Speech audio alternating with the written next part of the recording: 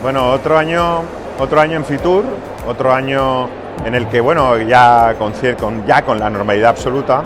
Aquí lo que venimos la provincia, evidentemente, es a vender nuestras experiencias, nuestros programas.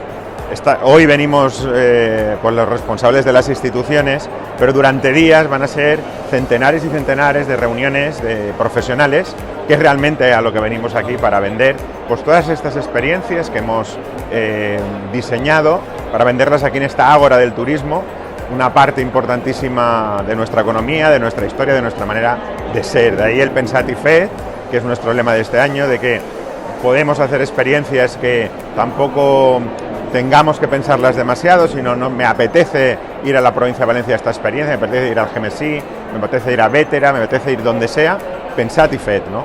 Y también el programa Fem Poble, en el que todo eso de Pensat i Fet lo llevamos a municipios que tienen riesgo de despoblación y que tienen que decir mucho en el tema del turismo. Bueno, nuestros datos que tenemos, evidentemente, se pueden calibrar de muchísimas maneras.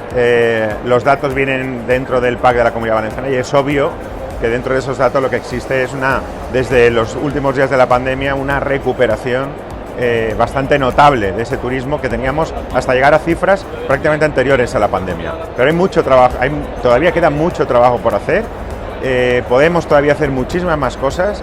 Estamos en el siglo XXI, ya todo no puede ser lo que teníamos diseñado y en ello estamos trabajando.